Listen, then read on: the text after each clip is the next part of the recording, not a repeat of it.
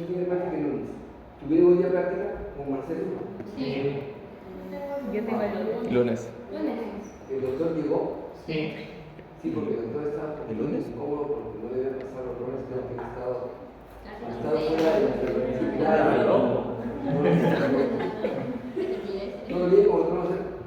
Estaba loco. Está loco, Estaba enfurecido. No, súper buena fe. Yo estaba incómodo, lo entiendo, porque no me había avisado el contrato, nada, estaba colgado todo. Y esta parte inicial, al mismo de que usted no voy a pagar un poco la luz.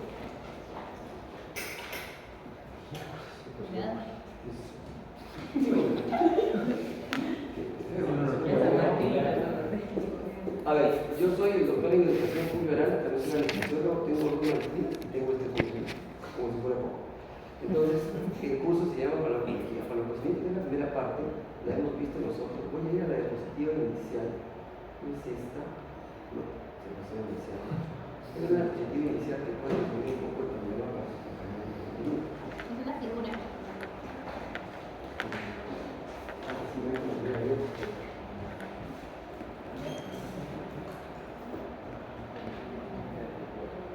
Esa es la diapositiva inicial. Lo que hicimos el día de ayer fue estudiar los procesos de absorción con sus características. Administración con absorción se da a través de membranas y sin absorción directamente en la endovenosa. Luego hemos visto que estas drogas absorbidas a través de esas membranas se han absorbido por vía de administración. Vamos a gastar algo en este momento y llegaron al plasma. En el plasma las toma una proteína y esa proteína divide al fármaco en dos partes. Lo dividen en fármaco ligado y fármaco libre. Este fármaco hace la acción terapéutica. Es metabolizado. Metabolizado es excretado. El de acá no.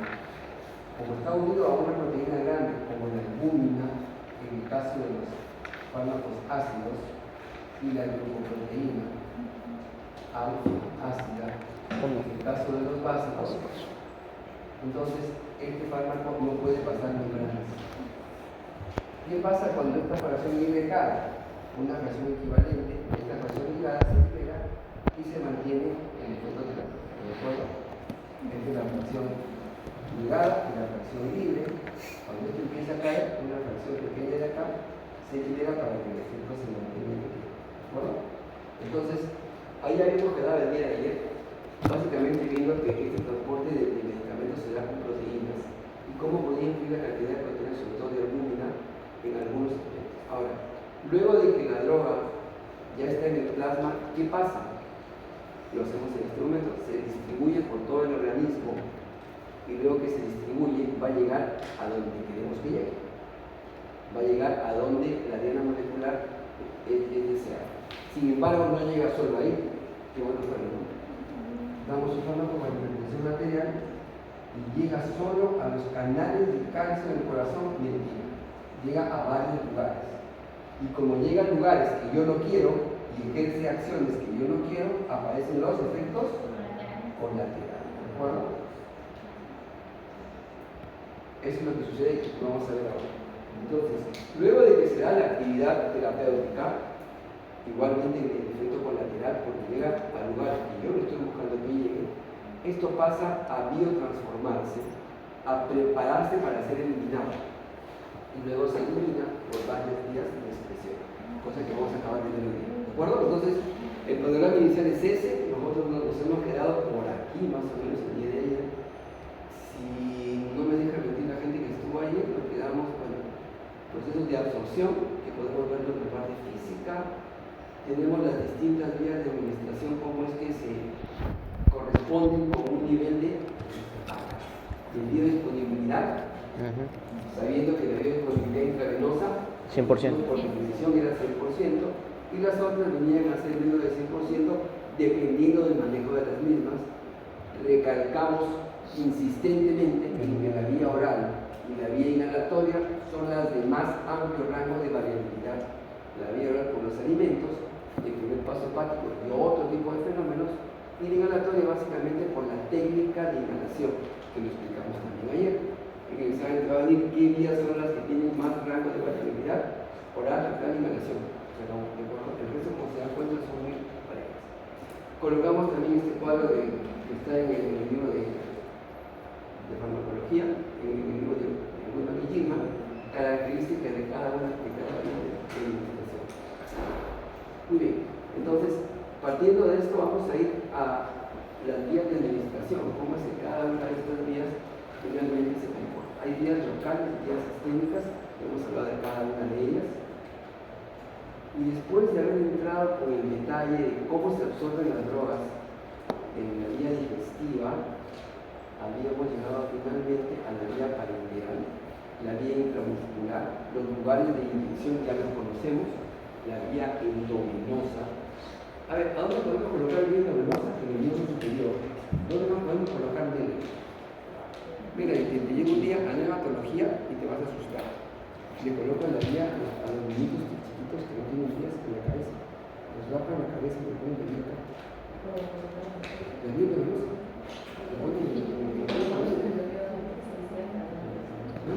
¿En qué nos agitan?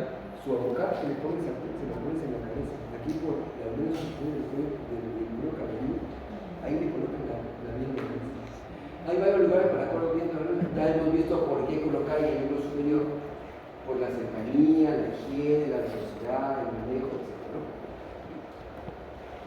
Vimos que la vía inhalatoria, 150 metros cuadrados en promedio del adulto normal, y vimos que la técnica dependía para que uno pueda llegar al límite del tamaño de partículas que se va a depositar en alveolos. Si no llego a eso, no hubiese gran cosa. Es muy operador dependiente. Recomendé esta clase acá. Vías en membranas, vimos biodisponibilidad, la cantidad de fármaco que alcanza la circulación sistémica realmente es el sitio deseado y la cantidad de fármaco administrado. Aquí, seguimos. Volvimos aquí, entramos al transporte de drogas, y en el transporte de drogas vimos esto, la absorción, vimos la expresión y metabolismo, es cuando baja el nivel plasmático, y vimos el punto de equilibrio que finalmente donde la droga actúa y tiene la concentración terapéutica dada en estos parámetros. Miren, el transporte de fármacos se da en dos proteínas, que las tenemos acá, albúmina Y la glucoproteína alfa. Hemos comentado que los fármacos ácidos son más o menos del 85 al 90% de fármacos y el 10 al 15% son básicos, de manera que la albúmina es fundamental en el transporte de fármacos. Siempre tratando de entender que la albúmina es una proteína que tiene lugares definidos y triturables para drogas. Quiere decir, si yo tengo una proteína albúmina que tenía 8 lugares de unión, vamos a ponerlo un médico y ya está toda saturada esta molécula, viene un medicamento más, no encuentra sitio o Desplaza. el último ítem desplaza un medicamento de acá y se queda ella por acá, ¿de acuerdo? Ese medicamento que se desplazó hacia afuera consigue un efecto Tóxico. tóxico. ¿Ok? Muy bien. Entonces nos quedamos por aquí y luego hablamos de la droga libre, que es esta, que hace el efecto farmacológico, que si la persona se elimina, y la droga ligada que lo hace en muy pequeño porcentaje, prácticamente despreciable, ¿no es cierto? Vimos también los niveles climáticos del fármaco, vida media plasmática, un concepto que vimos en el examen. En el examen va a venir vida media plasmática, eficacia clínica, 2, va a venir ciclo entero hepático, y va a venir primer paso hepático. Utilidad de vías de administración. Yo no sé cómo hacía el examen el siglo pasado, pero este examen es eminentemente práctico. Todo lo que ustedes deben saber, y sobre todo como una tendencia de lo que conté ayer, de las preguntas que nos van bien en el campo. No exactamente eso, no deben estarse comprando los campos de dinámica, en general que va a ser ¿okay? El ciclo hepático hemos visto de que muchos medicamentos como los ácidos biliares se absorben en el tracto digestivo del ilio distal y el ilio vuelven a ser recirculados, acá está, el ilio, hacia la zona de las venas que llegan a la vena porta, normalmente va al hígado y nuevamente recircula y se libera por la linis. Esto prolonga la vida media del fármaco y hace que sea más eficaz. Igualmente, así como el primer paso hepático, miren que el fármaco se puede metabolizar y anular en varios lugares. Tres importantes, el último es quizás el que tenga mayor predominancia. Primero es la pared intestinal, segundo la sangre portal y al último el hígado, como órgano que puede neutralizar a través de esta isoenzima muchos fármacos que son utilizados. ¿Okay? Igualmente la vía inhalatoria, los pulmones, todos los medicamentos pueden sortear al hígado, pero no al pulmón. ¿Por qué? Camino, ¿por qué?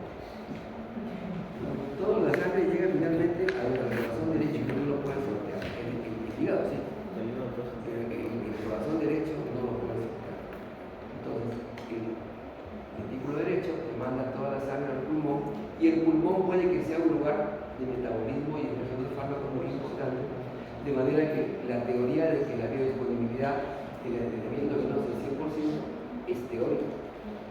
Puede que no sea cierta, puede que el pulmón tiene algún porcentaje, 3 a 5% del fármaco y no tiene. Muy bien, a ver, ¿alguna pregunta hasta acá de los que vinieron ayer y los que están ahora atentos? Porque vamos a seguir por lo que sí. Luego de que el fármaco ya está en el plasma, pasamos a la distribución. ¿Cómo se conoce? ¿No se hace la cosa?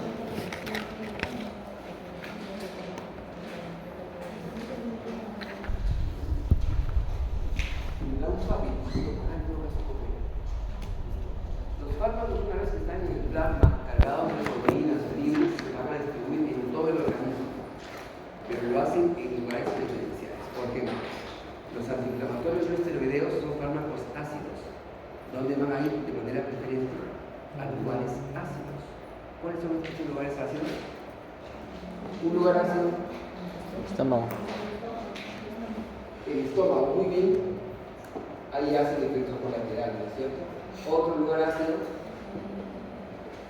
el riñón, ahí hacen efectos colaterales. Y también la zona inflamada. El pH del fármaco, aquí yo sí es con efecto terapéutico. Yo quiero llegar acá, no lo de acá, pero lamentablemente llevo a todos ellos. Se mantiene así el pH. Ahora, vamos a ver qué sucede con el volumen de distribución.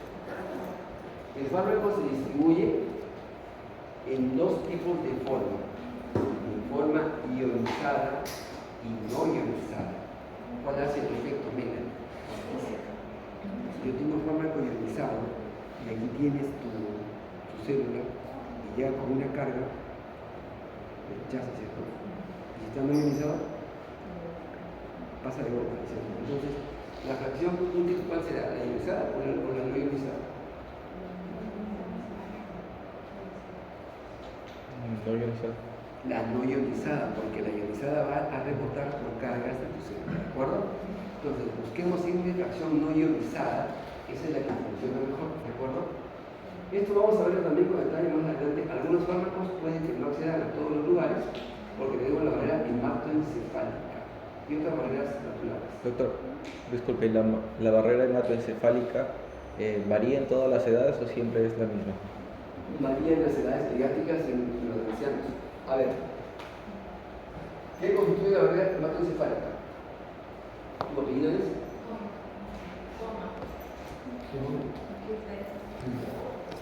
¿Qué tiene la barrera hematoencefálica? Buena pregunta. La barrera hematoencefálica, ¿qué tiene? Anatomía de ciclo pasado. Tiene un capilar fenestrado, ¿sí? Una membrana basal y tiene una neurona. ¿Cómo se llama la neurona? Un pie de astrocitos. Estos son los que se van degenerando con el tiempo y son inmaduros con edades pediátricas, ¿de acuerdo? Este elemento astrocítico. De manera que la barrera hematoencefálica es un concepto muy importante. Vamos a revisarlo más allá, ya se viene. ¿De qué depende que un fármaco se distribuya? Del flujo sanguíneo del tejido. ¿A dónde llega nuestra sangre mayormente? ¿Qué es lo que pasa en el cerebro?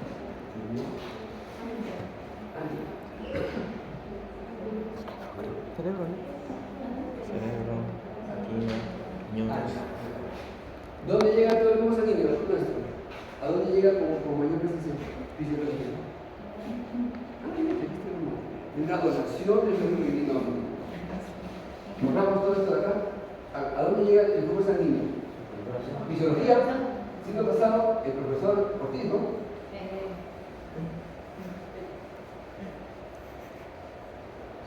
Bueno, ayer le comenté también a sus colegas para los nuevos.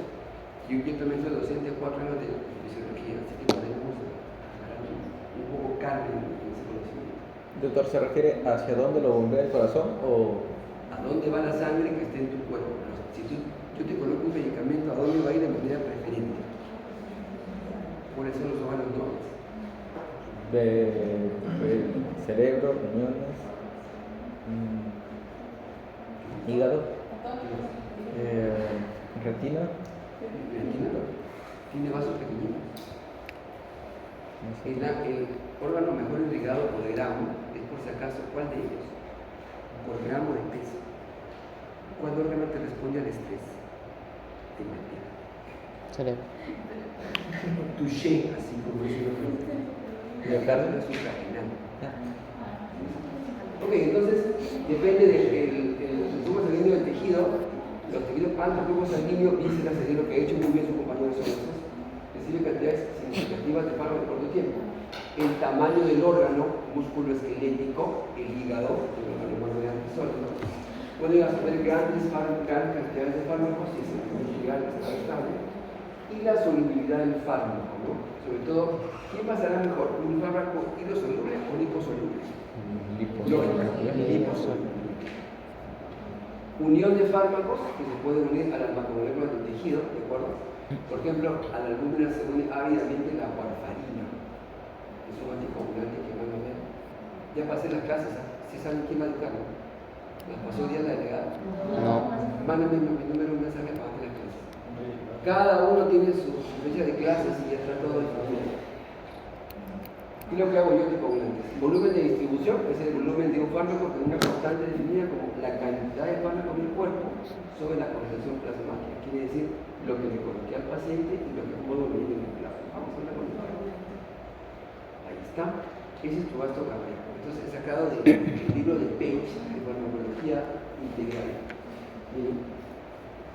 Hígado, riñón, corazón, muy bien, su compañero. Sistema nervioso central, músculos. La grasa, ¿cuánto recibe? Nada. Entonces, si yo tengo un paciente obeso, ¿eso será un problema? Sí. ¿Por qué? Va a ser un acúmulo de reserva prácticamente del producto. Cuando llegue a la grasa, Va a tener abdominal, afinidad. la vascularidad es tan pequeña, pero si es liposoluble, se puede quedar almacenado. ¿De acuerdo? Entonces, en el plasma puede que la cantidad empiece y luego caiga en el riñón. Pero, doctor, ¿y qué pasa después de un tiempo que ese plasma almacenado salga otra vez al plasma? Que la paciente está medio dormido y nuevamente se vuelve a morir. Nos pasa la anestesia. ¿Cómo se llama eso? Esa nueva distribución se llama redistribución. Bien interesante. ¿Ok? Redistribución.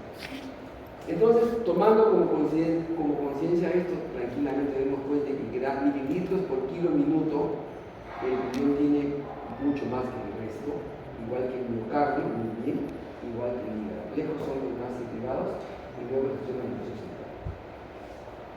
Volumen en litros por kilo donde difunde el fármaco es el parámetro fundamental de volumen de distribución. Entonces, administrada y la concentración plasmática. Los de amplio volumen de distribución tendrán más o menos efectos colaterales. Más, ¿no es cierto? Van a llegar a varios espacios. A ver, hablando de espacios, ¿qué espacio conocen ustedes? ¿Qué volúmenes? Espacio intercelular, extracelular.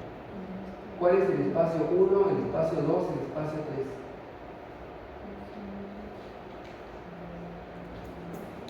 ¿Cuánto tienes de agua tú en el cuerpo medio? ¿Cuánto? 60%. De eso, ¿cuánto es intracelular? ¿Ya ves? ¿Te acuerdas? ¿Cuánto es intracelular, Melanie? Intra, extra, líquido y ¿Cuánto es intersticial? intersticial. ¿Cuánto es plasmático? ¿De acuerdo? Recuerdo los espacios, ¿sabes?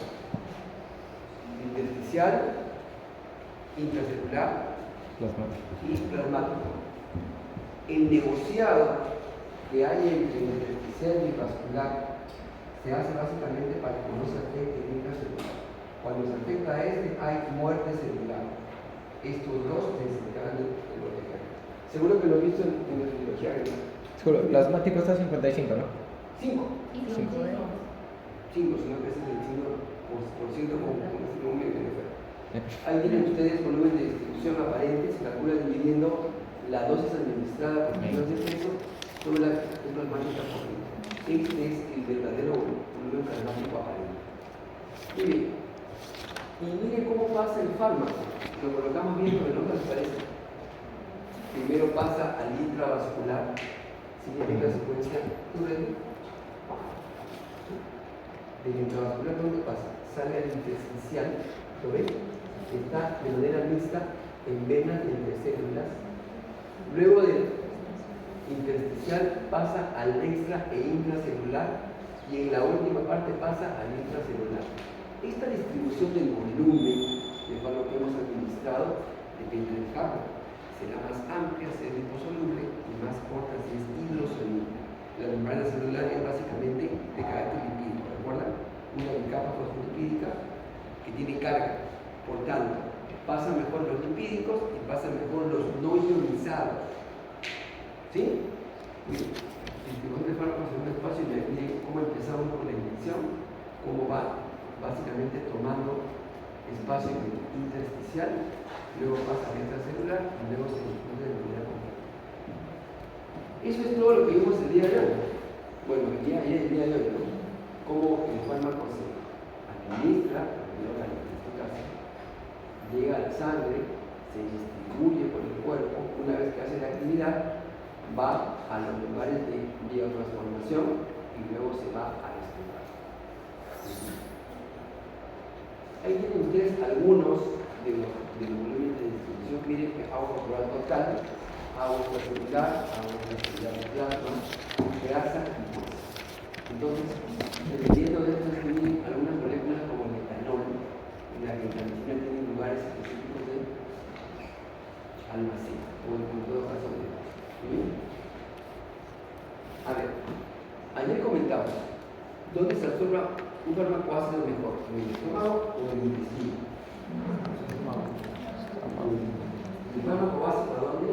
En el intestino. ¿En qué parte del intestino?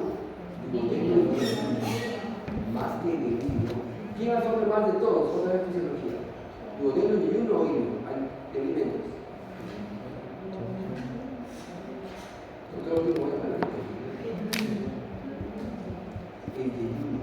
El duodeno se mezclan todos los jugos pancreáticos y biliares en sus 3 porciones y luego de que se prepara bien el kilo ya está almacenado. El yeyuno tiene un 55% de absorción de alimentos, 40 en hígado y 5 a 10 en duodeno, ¿de acuerdo? ¿Sí? Entonces partimos de esta realidad. Ahora, recuerden, un fármaco ácido se absorbe mejor en el estómago y un fármaco básico mejor en el intestino. ¿Okay? La finalidad es mantener una concentración de la droga no ionizada en ambos lados de la membrana. A ver, naproxeno, pH de 5, morfina, pH de 8. La morfina en el jugo gástrico llega, llega a un pH similar. ¿Y qué pasa cuando llega un fármaco ácido al estómago? Llega a un pK determinado. ¿Qué es pK? Coeficiente de absorción. A ver. ¿Alguien dijo algo por ahí? Coeficiente. Al pK del fármaco tiene el 50% ionizado y el 50% no ionizado. ¿Sí? Pero si este fármaco llega a un ambiente ácido, ¿qué va a pasar? toda esta redistribución se va a hacer 80% no ionizado y 20% ionizado. O sea, va a favorecer su absorción, ¿de acuerdo? Ácido, si es básico y llega a un pH ácido, por el contrario, va a pasar 80% a ionizado y 20% a no ionizado, o sea que no se va a absorber. En cambio, en la morfina, si llega al intestino delgado, que tiene un pH básico, va a suceder lo que ha pasado con el naproxeno en el estómago, quiere decir, la mayor fracción de él pasa a la parte no ionizada y se va a absorber. Fundamento que también ya dijimos, para no colocar fármacos por vías que no están permitidas, ¿de acuerdo?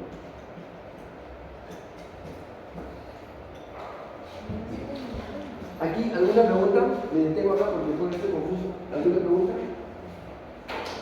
Sí, los fármacos básicos son alterados por el pH del estómago. Los Y altera viceversa. porque los pasa al lado ionizado, lo ioniza más, ahí no se absorbe casi nada. En cambio, si es un fármaco ácido, el pH se tira todo al lado no ionizado. Quiere decir, en el estómago los ácidos se vuelven más no ionizados y en el intestino los básicos se vuelven más no ionizados, de modo que se van a absorber. ¿De acuerdo? Entonces, ¿esto afecta la vía de administración del producto? No. Ambos son por la vía, lo malo es de que la absorción es más lenta. Tú tomas una morfina y el efecto va a ser un poco más retardado que si tomas una morfina. ¿De acuerdo? Ahora, ambos son gastroagresivos, no. Gastroagresivos es la naproxeno. La morfina no tiene los efectos colaterales. ¿De acuerdo? Muy bien, entonces, a ver, vimos bien esa diapositiva, por favor, si algo no entienden, es momento de preparar. Solo vean el pH. Si el pH es igual que el del fármaco, va a haber mayor fracción no ionizada y se va a absorber. Punto. Si el pH es contrario al fármaco, va a haber mayor fracción ionizada y no se va a absorber. Así es sencillo. A ver, barreras naturales. ¿Cuáles son sus barreras naturales? Todos los epitelios que hemos visto acá, el epitelio bronquial, el epitelio de las células intestinales, aquí no tenemos otra barrera natural. External barriers, bien, el epitelio anal que tenemos aquí, que lo utilizaba todo eso. El epitelio sublingual también. ¿Esto lo podemos pasar? Sí, con facilidad extrema, de hecho, ¿no? Lo que no podemos pasar es esto. Ya lo pongo yo compañero, la barrera hematoencefálica. Acá tenemos un vaso fenestrado, ese vaso fenestrado tiene un pie de astrocito más una mala limitante que hace que muy pocos fármacos vienen ahí. ¿Dónde más tenemos vasos fenestrados? En el hígado, tenemos en el páncreas y tenemos en el músculo cardíaco. Barreras naturales importantes. Ahora, esa barrera natural es lo más importante por lejos es la hematoencefálica. Esa barrera impide que la mayoría de fármacos lleguen, únicamente nos pasa glucosa, oxígeno, CO2 y uno que otro medicamento. La mayoría de ellos no atraviesa la barrera hematoencefálica. Cuando escuchen de antibióticos para la meningitis, tienen que evaluar si pasa la barrera hematoencefálica o no. Es más, esta barrera es un concepto anatómico, no, es un concepto fisiológico. Si hay meningitis, esta barrera seguramente está rota, quiere decir, permite la permeabilidad a otros tipos de fármacos. Y con meningitis yo te puedo colocar cloromicol, pero sin meningitis no. Porque sé que con meningitis va a poder pasar este fármaco acá, porque existe una ruptura fisiológica de la membrana, ¿de acuerdo? O una alteración de la permeabilidad. ¿Ok? La barrera sangre cefalorraquídeo. ¿Quién forma los huesos coloideos? ¿Cómo se llaman las células? ¿No me pones la luz, Mirel? Mirel. ¿Mirel o Mirel? Mirel. ¿Quién forma los huesos coloideos? Células. ¿De acuerdo? Se llaman epenimocitos, que forman unas células que se llaman talicitos. Esos forman los huesos coloideos en los ventículos laterales del sistema nervioso central. Esos también son una barrera importante, porque estos capilares que recubren esta capa adicional de células epiteliales impiden que algunos no lleguen a La producción del licor cefalorraquídeo. Ah, esta altura ya no estaba, en la noche ya suena la noche del primer. Ok, entonces es otra barrera. Doctor, quiero que llegue el fármaco al cerebro porque tiene mi hijo meningitis, tiene leucemia, y ha tomado, se lo coloco porque sé que hay una barrera. Terapia de leucemias, que colocan todas las semanas una punción raquídea y ahí colocan el fármaco antineoplástico y se pone y actúa directamente, porque saben que por vía adquiriendo venosa nunca va a entrar, de acuerdo por esta barrera de acá. Barrera placentaria, a ver, esta clase la van a hacer conmigo, los fármacos de gestación. ¿Cuál es el mayor tiempo para que el tiempo más crítico para que no coloque un fármaco? ¿Qué saben ustedes? ¿Cuándo no debe usar fármacos la mujer gestante? ¿No? Primera semana no sabe que estás embarazada. Primera semana, no hay nada, está flotando. Uno sospecha que ya va a ser mamá después de 15 días de la mujer. Así que ya lleva 2 semanas de gestante y no sabe nada. Y sobre todo no sabe nada. A ver, entonces, la placenta, ¿cuándo es más fácil que pasen los fármacos a través de ella al recién nacido? ¿En qué trimestre? Primer trimestre. ¿Por qué? Porque hay recién invasión del recién se está creando el ¿Cómo sincito está la placenta en el primer trimestre? invadiendo. Cuando llega al tercer trimestre, la placenta es así. Es una placa así, gruesa, con contenedores. ¿Cómo está el primer trimestre? Así. Es bien grande. Y es bien finita. Más fino. Es más fina y es más ancha, es como una capa nada más. Es más fácil que pase todo por ahí. Primer trimestre, ¿de acuerdo? ¿Cuándo empieza la organogénesis en biología, doctora? Sí. ¿Qué periodo es de la organogénesis? Del día 18 al día 55. Ahí es que el paciente tiene deformidades físicas notables. Pero toda la gestación debemos cuidar a la paciente. Me regreso a lo siguiente. Tenemos un niño que nace, subido de vena, nace enterito, con otros ojos, nariz, boca, todo, llorando, vaca. Doctor, pero mi hermana o mi hermano, no sé, mi hermano, tomó medicamentos cuando tenía 8 meses, tuvo una infección de vías urinarias y se colocó la cosa que no lo dijo. Pero como el niño nació bien llorando, no hay terapia física. Pero es que la tamicina no es ototóxico. También hay teratogénesis del desarrollo, el desarrollo neurobiológico. Doctor tiene 3 años y no camina, no ve, no escucha. Quiere decir que en la gestación todos los periodos son importantes.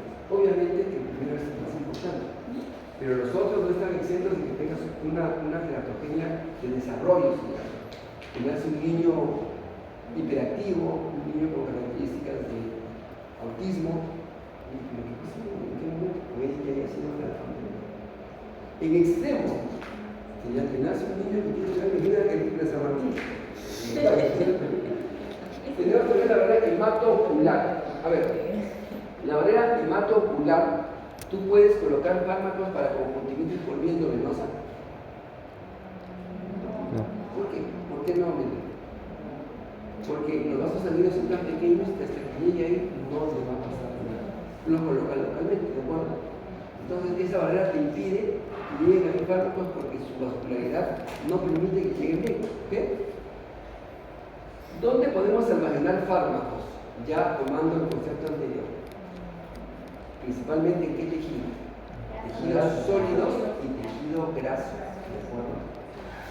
Proteínas plasmáticas, proteínas como el hepatocito, fármacos para el paludismo, tejido conectivo, como el sulfato de conmitina para manejar osteoartrosis, huesos y dientes, minerales pesados y tetraciclina.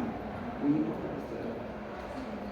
Y también tenemos que se almacena obviamente en el hueso, ¿no? en el tejido graso. ¿De acuerdo? Ahora, ¿todo lugar de depósito es malo? No. ¿Qué tal si yo utilizo el lugar de depósito para manejar una micosis ciliar? Tomas tu antibiótico, no va a tomar un día. Si es micosis fungal, tomas por ejemplo 3 a 6 meses. Con el tiempo se va acumulando en las uñas y te cura la micosis. ¿Qué pasó? El sitio de depósito puede que sea un sitio terapéutico y sea bueno, porque se remueve, ¿de acuerdo? Y lamentablemente a veces el depósito se da en lugares que metabolizan o excretan drogas y nos trae problemas de excreción y eliminación muy importantes. Aquí está lo que habíamos comentado, puede ser una redistribución de fármacos, ¿de acuerdo? Sobre todo, cuando comentamos, lo que se almacena en el tejido graso podría ser que nuevamente recircule una vez que el nivel de fármaco ha caído. ¿Qué fármacos hacen redistribución? Miren que esto lo hacen con el hidrocarpio, hipnóticos, benzodiazepinas, relajantes musculares. El tejido graso es el principal responsable, no es el único, pero largamente es el principal responsable de que el nivel plasmático cae y eso permite que el fármaco almacenado de manera involuntaria en el tejido graso vuelva a pasar al plasma y ejerza el efecto terapéutico. El metabolismo, ¿qué órgano tiene como estrella, doctor? Una fuente. Estrella, ¿será el hígado? Tiene dónde metabolizamos fármacos. Y el metabolismo, para empezar, es transformarlo en una molécula que se va a eliminar, irlo procesando para que se vaya de fuera. Pero hay excepciones. Otro. Riñón, un depósito. El plasma mismo tiene esterasas y tiene enzimas que pueden metabolizar fármacos. ¿Sí? El músculo. Hay varios órganos metabolizados. Largamente, obviamente, en el primer es el que se llama la flor. Y en segundo lugar, tenemos ahí. ¿De acuerdo? Ahí tiene ¿Primero cuál es? dos fases. Doctor, disculpe, el último lugar que mencionó. El primer lugar era. Hígado y segundo riñón. Ahí. Lejos, ¿sí? Pero muy lejos detrás. El resto. Ahora, ¿qué pasa en el hígado? Tenemos dos fases, la fase 1 y la fase 2. En la fase 1, la reacción más importante, cada uno más tu grupo de esa reacción. En la fase 1, ¿cuál es la reacción más importante? ¿Cuál es? Creo que ese grupo azul era el papel de la mesa. ¿Cuál es la reacción más importante de acá, de la fase 1? Es la oxidación. ¿Y quién está comandando la oxidación? Lo han hecho.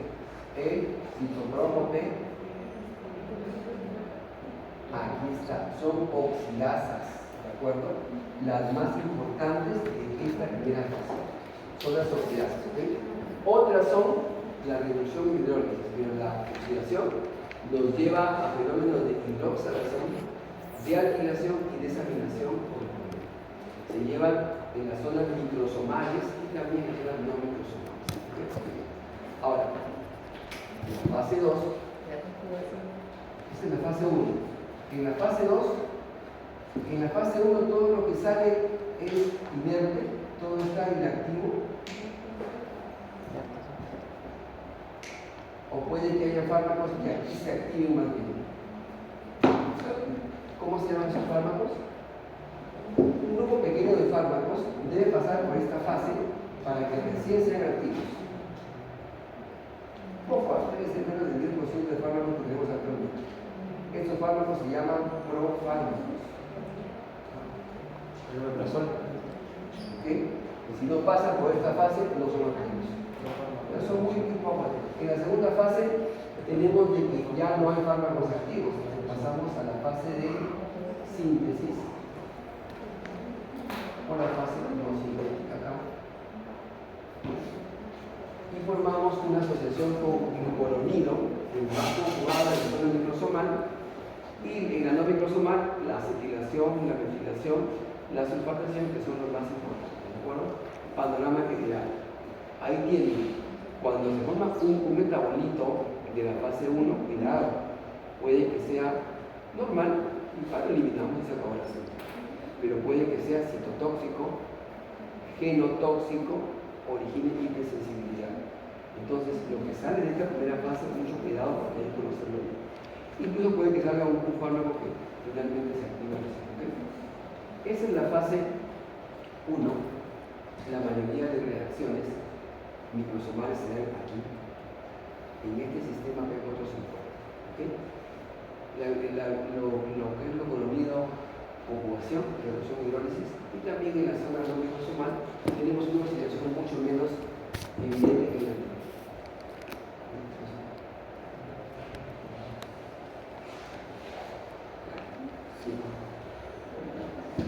El P450 tiene una distribución. Acaban de ver ustedes C3A4, ¿cierto? ¿Eso qué significa? CIT es de citocromo, 3 es la familia, esto es la subfamilia y esto es la isoenzima específica. Fácil. Solo hay 3 familias importantes, la 1, la 2 y la 3. De las más importantes son solo importantes la 2 y la 3. Y más importante todavía, sobre todo las 3A. ¿Okay? Y la 2C y la 2D. Familia, subfamilia, familia, subfamilia. Vamos a ver. Miren el sustrato en el cual se metabolizan estas drogas, utilizando más que todo esta. La más común es esta, CYP3A4. Le sigue CYP2D6, CYP2C19 y CYP2D6. En ese orden tienen esta importancia, ¿de acuerdo? Mucho menos importante la 1A2, que por acá estaba también el paracetamol, como lo veo, y la 2E1, que va básicamente con los gases anestésicos. Aquí están los sustratos sobre los cuales actúan, aquí están los inductores, vamos a ver también eso, y acá están los inhibidores. Inductor aumenta el trabajo de esto y lo potencia, el inhibidor lo anula. En otras palabras, yo tengo un fármaco que estoy tomando llamado fenadina, por ejemplo, y a la vez tomo eritromicina, y la eritromicina va a inhibir esta enzima que la metaboliza. ¿Qué pasa con la trifenadina? ¿Aumenta en el plato o disminuye? Disminuye. Voy a entrar otra vez a la clase. Yo estoy tomando trifenadina. ¿Está bien? Tú sabes que lo metaboliza este suicidio. ¿Sí? ¿Hasta ahí está muy bien? ¿Seguro? Sin embargo, se me ocurre tomar un antibiótico. Ya le arrimo eritromicina. Si le pongo eritromicina, que es un inhibidor de esta enzima, ¿qué pasará con el nivel plasmático de eritromicina? ¿Va a aumentar o disminuir? Estoy inhibiendo su metabolismo. El metabolismo. Estoy inhibiendo que se anule. Su nivel plasmático cae o sube.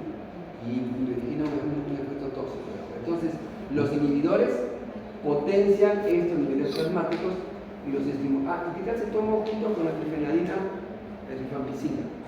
Su metabolismo se incrementa y su vida media plasmática cae. ¿Okay? Un inhibidor aumenta el nivel plasmático de un fármaco Porque lo y un mantiene. inductor puede que lo deprima tanto que no sea eficaz. Caso de anticonceptivos orales en las damas en la época de los 80 tomaban antibióticos.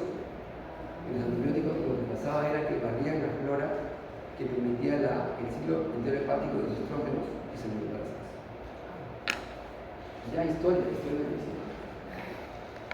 Lo de otra promoción es esto, ¿no? Para ser eliminados deben ser metabolizados a la forma. Doctor, ¿se puede eliminar un fármaco tal cual se ha tomado? Sí, eso se llama eliminación. Excreción es cuando ha pasado por un proceso, ¿de acuerdo? Modifican las drogas, se transforman en metabolitos más hidrosolubles, más polares y ionizados que la droga original, y estos básicamente van a servir para eliminarse, sobre todo luego en la fase 2. Tenemos fase no sintética y fase sintética. En la no sintética, llamada oxidación la primera, de los hidrólisis, tenemos de que este metabolito tiene una actividad disminuida o nula. Hay rara activación de él. Se llama profármaco. Y la sintética sí nadie se activa. Ahí toda la droga termina formando un compuesto preparado para ser eliminado por el riñón o por el hígado. ¿Okay? ¿El hígado dónde eliminan los fármacos de camino? Por secreción. ¿El hígado? ¿Secreción qué? ¿Secreción? ¿Secreción? ¿Dónde se eliminan los fármacos? Secreción biliar. Biliar, muy bien. ¿Y a dónde va eso? Al tubo digestivo, ¿cierto? Perfecto. La oxidación es una reacción más frecuente producida por muchos fármacos. Sí, bonito que lo haga. Realmente en el sistema que tenemos acá, de 450, Por eso me iba básicamente casi tóxico. en el ciclo plasmático Ojo, el toque del hepatocito. Como hemos comentado, no necesariamente todos se activan, algunos pueden que se activen y otros por fármacos. ¿Cuántas células tiene el hepatocito? Otra vez fisiología. ¿Cuántos dijo? ¿Cuántas Personas tienen el hepatocito. ¿Te acuerdas de qué forma de un hexágono? De un hexágono. Sí. Uno. ¿Qué tenemos en cada esquina? La triada, portal, ¿se acuerdan? Ujú. Arteria, vena y conducto biliar, ¿sí? Sí. El centro, zona 1, zona 2 y zona 3. En la zona 3 es que los fármacos se metabolizan. ¿De acuerdo? En la zona 3 el hepatocito.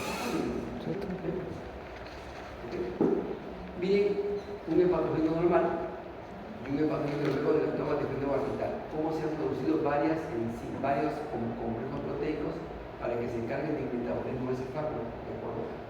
El hígado es un órgano muy noble, pero que tiene algunas características importantes en el metabolismo del fármaco. Otras reacciones sin oxidación, N-inalquilación, que ya hemos comentado en el cuadro inicial, la desaminación y la formación de sulfóxido como la hidrólisis se da en el hígado, en el plasma y en el tubo digestivo, que también reacciona con algún tipo de fármaco. Muy poco, ¿sí? Pero el tubo digestivo es un lugar de fase 1. Es contrario a la conjugación, que realmente ahí la hidrólisis tiene un carácter fundamental. La droga se fracciona en dos o más partes. Es frecuente en estrellas y arritmias, ambos anestésicos locales, hidrocaína y todo eso. La reducción es poco frecuente y se da básicamente a nivel microsomal. Entonces, luego de la fase 1, hablamos de esta familia llamada P450, 57 genes, 12-50 familias, más o menos 112 isoenzimas. ¿Todas son útiles? No. Con 6 que ustedes se aprendan es suficiente, no hace falta más. ¿De acuerdo? Aquí está el número el SIP, el número de familia, su familia y el número con la enzima específica. ¿Okay? Son genéticamente polimorfos. Puede que. ¿Cómo te llamas, tu hija? Yo. Sí. Cintia. Cintia tenga una expresión de 5-4 diferente a la mía. Y ella tome una pastilla de diazepam y no se duerma, y yo tomo media pastilla y estoy en coma. Esta genética por la cual mediamos la actividad farmacológica, ¿cómo se llamaba? ¿Se acuerdan? Farmacogenética, ¿no es cierto? Primera diapositiva del curso. La primera. La reacción nuestra a los fármacos nunca va a ser igual, porque entre otras cosas tenemos diferencias en este tipo de isoenzimas. Aquí tienen ustedes algunas isoenzimas, nuevamente SIP-A2, SIP-12-9, SIP-12-6, todo lo que pueden sustraer y todos los inhibidores posibles que pueden retrotraer la actividad de esta isoenzima sobre sus fármacos especiales. Y ahí tienen lo más importante, ¿no? 5 nada más, la pongo fácil. SIP-3A4, SIP-2D6, SIP-12-9 y SIP-2-19, 1A2 y 2E1, nada más. ¿Y esto? Es sencillo, esas son las más urgentes. Sí.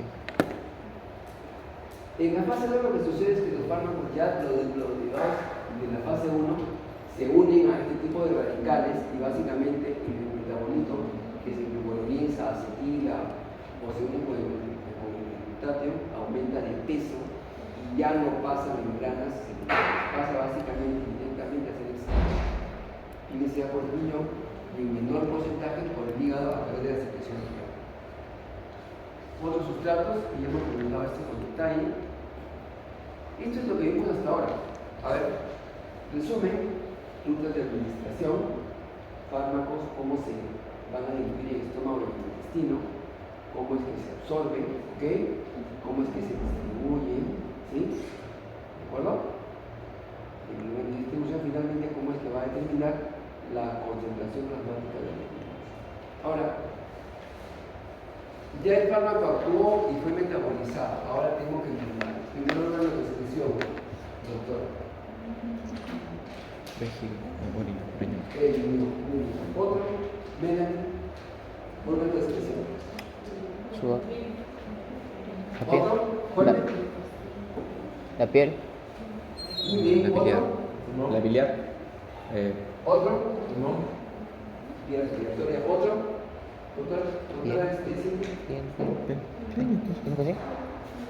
Hierro. ¿Dónde? Hierro. Vía, no, vía digestiva en todo caso. Otro. ¿Cuántos órganos metabolizadores ya hemos visto? ¿Cuántos escritores conocen? Prácticamente, ¿se acuerdan del caso de Napoleón Bonaparte? ¿Cómo se dieron cuenta que había sido envenenado? Se murió Napoleón Bonaparte, que se tiró se enteró, pero al tiempo uno de los canes que estaba retirado habló de que lo habían envenenado sistemáticamente a Napoleón Bonaparte. ¿Dónde encontraron el resto del veneno? En el pelo. Hay otros escritores únicos, importantes, de hecho, y otros que finalmente puede que sean depósitos de drogas y en el momento que se elimina, Ah, por eso cuando se ahora, come drogas. cuando uno excreta un fármaco, si lo excreto mal, este fármaco se acumula. Vamos a ponerte en este tema de la solución. ¿Qué tal si riñón me dijiste no hay? Riñón.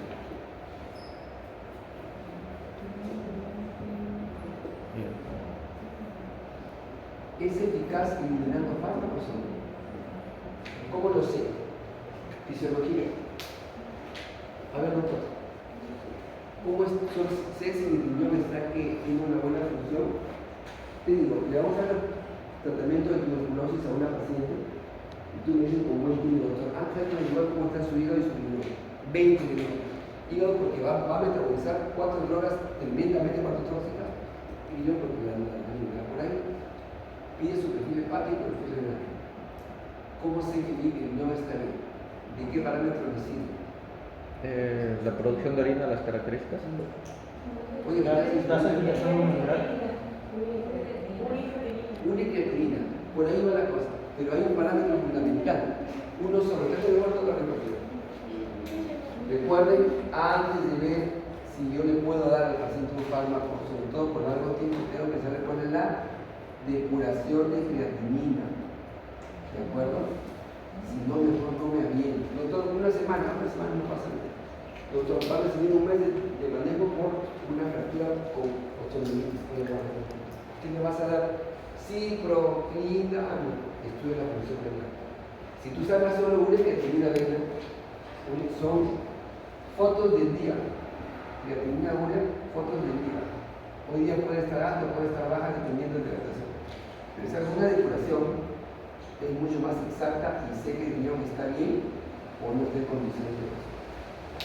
Okay. Entonces, antes de ver cómo lo efectúa, mucho cuidado. Doctor, y si no está en condiciones, ¿cómo se podría tratar? O sea, obviamente no se le va a dar, pero ¿cómo se trata? ¿Sí? Sí, se le tiene que dar. Claro. En tu libro de farmacología, al final del libro y de varios textos de medicina, hay una tabla.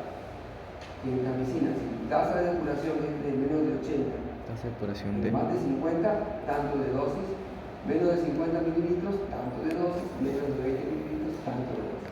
Quiere decir, vas a dar menos dosis o vas a espaciar más el tiempo, una de dos. En vez de darle 1 gramo cada 12 horas, le das 1 gramo cada 48 horas. En vez de darle 200 miligramos cada 12 horas, le das 50 cada 12 horas. O baja la dosis. O el tiempo. El tiempo aumenta. Aumentas el tiempo, ¿de acuerdo? ¿Sí? Que los pacientes renales no se medican, se medican un montón, pero gracias a que hay técnicas para hacerlo, ¿ok?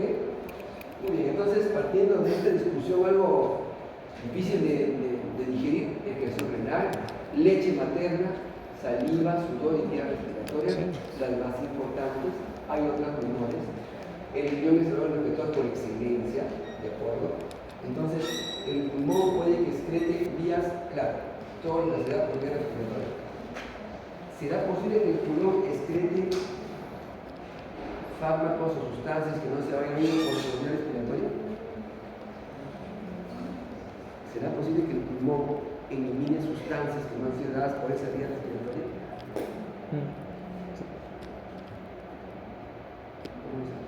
Lo saben los chicos. No digo que sean ustedes, pero cuando se han tomado dos cajas de cerveza, ¿por dónde eliminan el alcohol? Por el tufo. Para el tubo. El alcohol también elimina fármacos. El alcohol, como así es. ¿Se eliminó el alcohol? El pulmón también elimina fármacos que no se dan para esa vía, ¿de acuerdo? ¿Ok? Entonces puede que tengan una sensación de que no es así. Obviamente los fármacos inhalatorios tienen más poder. Inclusive algunos pasan a la vía sanguínea. Y dan toxicidad como el total clase que van a hacer con el doctor Carlos. Hay que evaluar la actividad de cada órgano receptor. La nefrona, ¿cuántas nefronas tenemos? Nefronas. 1 millón de nefronas. ¿Cuántas son corticales y cuántas justamedulares? Fisiología.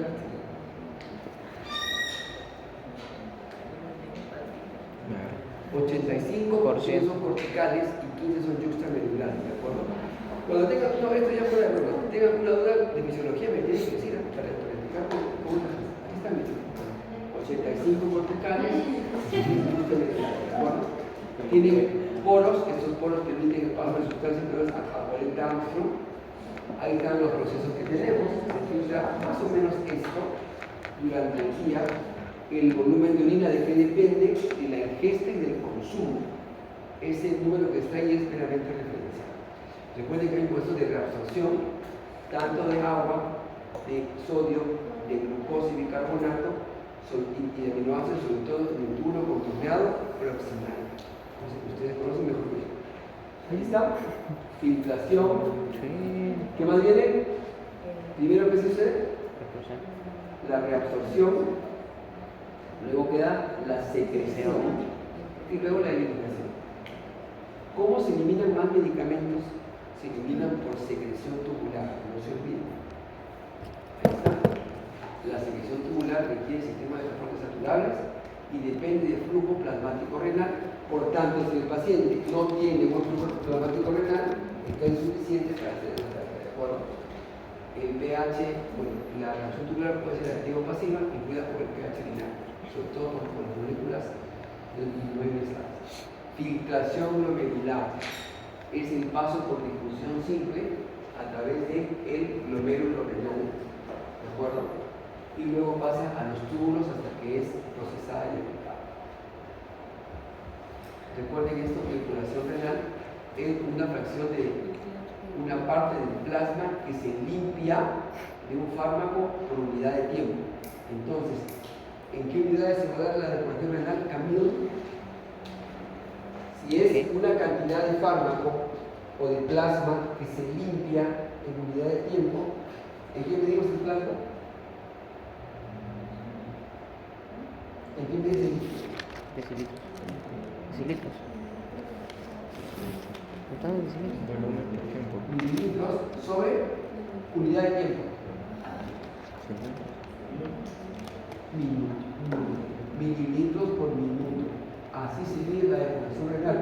¿Cuánto es su valor normal? 85 a 120 mililitros por minuto. ¿Por qué la depuración de creatinina es mayor en el varón que en la mujer? ¿Por qué? Teóricamente por la masa muscular, porque de ahí viene la creatina y de la creatina se crea la creatina, ¿de acuerdo? Entonces la depuración renal debe ser mayor en varón que en mujer. Bien, entonces aquí tienen ustedes algunas que tienen una depuración renal de uno, que hay una reabsorción parcial, aquí hay solo filtración, y cuando tu depuración es mayor de 1, hay secreción activa de fármaco después de que pasó por la filtración renal. Dime una pregunta, en caso de paciente que no puede renal, Ya, dime, ¿qué tiene? ¿el medicamento se administra de la misma manera? No. Si sacamos la depuración de creatinina y de acuerdo a ella, cosa que ya he colocado acá, le damos de acuerdo a su depuración la dosis correspondiente a ese fármaco. Como te digo, hay un apéndice en el libro de medicina interna y de farmacología que está esto de acá. ¿Cómo medicar a un paciente renal? Y renales cada vez hay más. Bueno, estamos en una Piura, donde también un proyecto universitario. Allá los pacientes insuficientes renales por diabetes son, pero Son lo más común, de hecho. Ya, lo medican, tengo por si acaso mi diabetes con mi superior de grado 2. No es raro medicar a un paciente. Lo que sí hay que saber es sacar la depuración, cosa que vamos a hacer en la práctica. Entonces tenemos la fijación glomerular, miren estos elementos, 40 Armstrong, es un proceso activo dependiente de concentración, perdón, pasivo, difusión simple, solo pasa el fármaco libre, no el ligado, y depende del flujo sanguíneo. Tenemos también la secreción tubular, esta que es la más importante de tipos transportadores, ¿de acuerdo? De manera que son saturables, pero algunos se pueden eliminar y otros no. Es activo, requiere energía, se puede inhibir independiente del grupo a proteínas plasmáticas. La reabsorción es muy rara en el bendito tramo del fármaco, generalmente no se reabsorbe demasiado fármaco, salvo que tenemos modificado el pH. Entonces, teniendo en cuenta eso, ¿qué modifica la excreción de fármacos por vía renal? La edad, ya lo comentaba, el sexo y la gestación. ¿Por qué la gestación? ¿Será mayor expresión o menor expresión? Camino, ¿a dónde está este Lisbeth? ¿Por qué hay mayor expresión en la gestación? ¿Por qué se llama gestación? Viene más. La progesterona hace que los vasos se vasodilaten y se incremente la filtración glomerular. La gestante en teoría excreta más rápido el fármaco. ¿Por qué la edad? Encima de 40 años el flujo sanguíneo renal empieza a bajar 1% por año. 60 años llegas con 20 mililitros menos en tu flujo sanguíneo renal y en tu evacuación plasmática. ¿De acuerdo? Entonces, esto es fisiología. Patologías que afecten el flujo sanguíneo renal, ¿cuál sería? Hipertensión arterial, que afecte la función renal, diabetes mellitus, y tomar crónicamente fármacos. Mucho cuidado con estos fármacos. Automedicarse. A ver, ¿qué fármaco no se debe? El día del libro fue hace poco. Yo tengo una amiga nefróloga que trabaja en ¿qué fármaco no debemos tomar así como cualquier cosa? Porque afecta tu riñón, aunque sea una dosis o dos en un tiempo. Antiinflamatorio en estos videos no debemos tomar, no debemos tomar por el volumen urinario. Para este volumen urinario, yo también soy la que ustedes se lo pasan.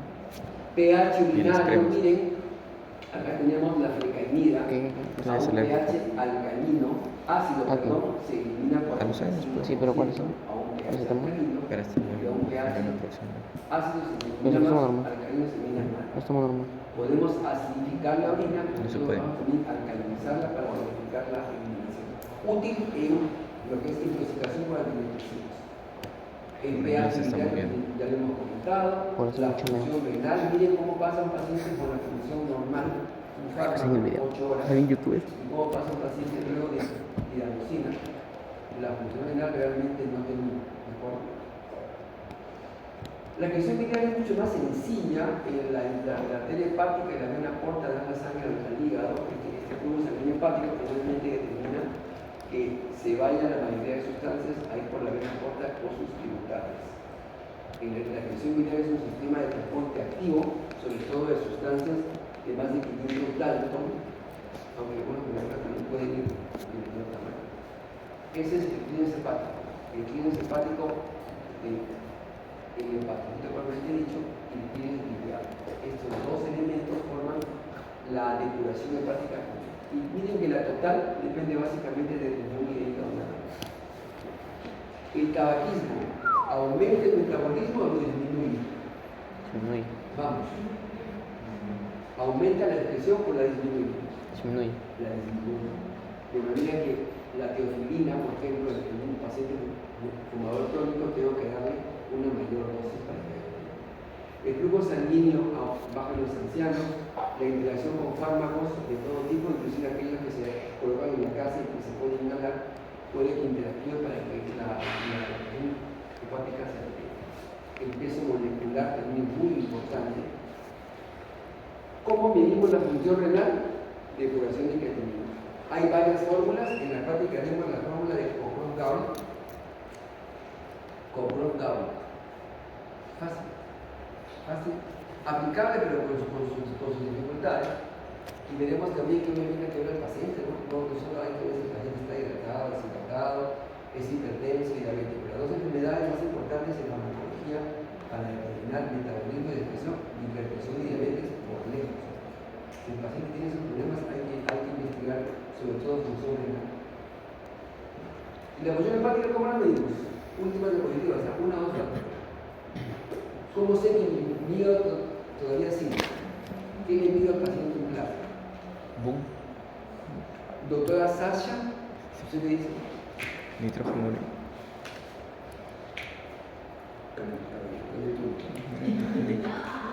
A ver, miren. Bueno, piénselo, ¿no? A ver, en un paciente clínico le ponemos tratamiento, ¿sí? En un paciente clínico, ¿qué hay que saber para saber que nuestro hígado está bien todavía? Que el 25-30% que es necesario para que funcione está funcionando. Hacer pruebas de síntesis, no tanto de enzimas, sino de síntesis. ¿Qué forma el hígado? Una cosa que podemos medir. Melanina, albúmina. ¿Y otra forma? Factores de. ¿Cómo mido los factores de población? ¿Con qué tiempo? Tiempo de coagulación. Muy bien, el tiempo de protrombina. ¿Cuánto mide el tiempo de protrombina? 12 a 14 segundos. Entonces, si la albúmina está bien con el tiempo de protrombina, yo asumo que ese hígado está en condiciones de responderme a la carga alcohólica. ¿De acuerdo? Vías menores, la vía respiratoria, la leche materna. Mucho cuidado con esta leche. Bueno, ya lo veremos en un momento. Y ahí tenemos nuestra última diapositiva de la clase, por favor. Vimos todo lo que era metabolismo, función, fase 1, fase 2, preparación de fármaco, primer paso hepático y luego eliminación. Se acabó, parecía mentira. Chicos, a ver, la clase, me pasas un mensaje, se la paso a mi amiga